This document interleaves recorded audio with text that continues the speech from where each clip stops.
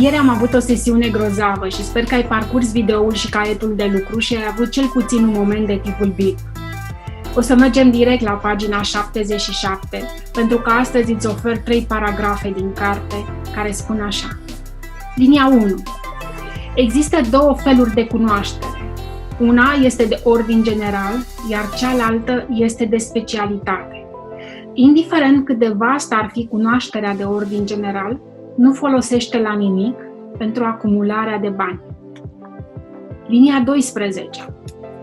Cunoașterea nu reprezintă decât puterea potențială. Ea se transformă cu adevărat în putere numai și numai dacă este organizată într-un plan concret de acțiune și dacă este direcționată către un scop bine definit. Linia 67. Acumularea marilor averi necesită putere, iar puterea poate fi dobândită printr-o cunoaștere de specialitate bine organizată și inteligent direcționată. Această cunoaștere nu trebuie să fie însă neapărat în posesia celui care acumulează averea. Wow! Și totuși, ce facem cu această cunoaștere? Sunt multe situații în care nu facem nimic cu ea. Este acel decalaj cunoscut, adică super cunoscut, între ceea ce știi și ceea ce faci cu ceea ce știi. Și ceea ce știi ce vrei să faci, dar nu știi cum să faci anumite lucruri. Și ne concentrăm pe cum, până ceul rămâne fără putere și asta pentru că nu avem de ceul. Ne concentrăm pe cum să fim bogați și mă refer la abundență în orice arie a vieții. Și pornim doar atunci când știm toți pașii. Până atunci stăm blocați. Nu știm cum să facem acele lucruri pentru că nu deținem cunoașterea potrivită, ci doar cunoașterea generală. Așa cum spune Napoleon Hill, există 2 feluri de cunoaștere. Una este de ordin general, iar cealaltă este de specialitate. Indiferent cât de vastă ar fi cunoașterea de ordin general, nu folosește la nimic pentru acumularea de bani. Cunoașterea generală este extrem de importantă în viața fiecăruia. Toți știm asta. Și ne extindem toată viața această cunoaștere generală. Numai că Napoleon Hill spune: cunoașterea nu reprezintă decât o putere potențială. Ea se transformă cu adevărat în putere numai și numai dacă este organizată într-un plan concret de acțiune și dacă este direcționată către un scop bine definit. Am citit această carte și am dobândit cunoașterea generală a acestor principii. Apoi am făcut-o împreună cu partenerii mei de gândire. Apoi m-am licențiat în predarea acestei cărți. Am început să împart aceste învățături. Am creat acest program, 6 idei, 6 caiete, 6 capitole. Am creat un plan concret, direcționat către un scop bine definit. Am dobândit claritate.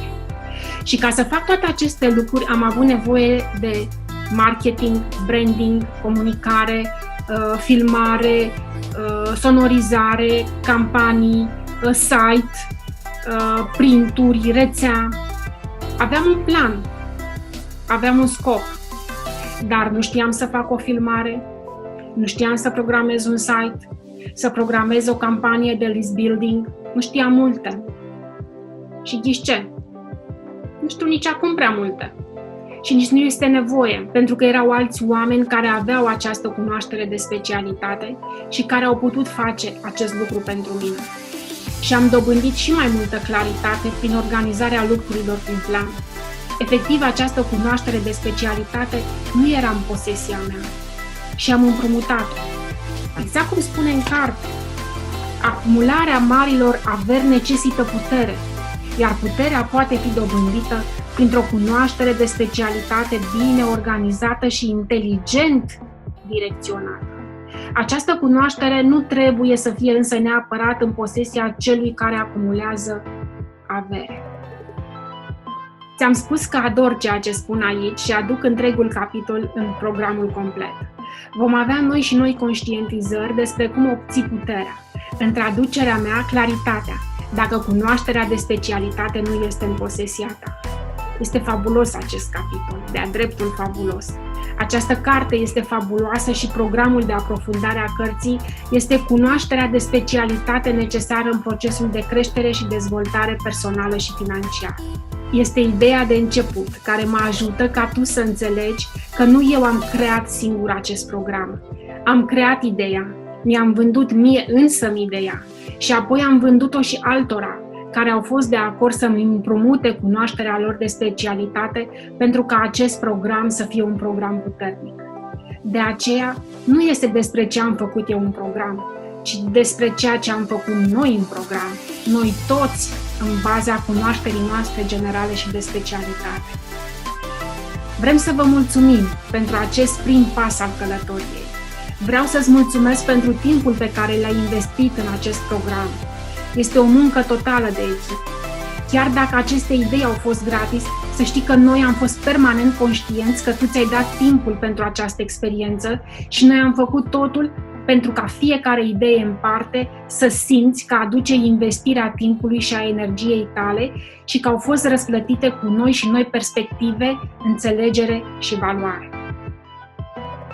Este extrem de important faptul că tu ai ales să-ți petrești timpul cu noi, cu mine și cu cei de la care am împrumutat cunoașterea de specialitate.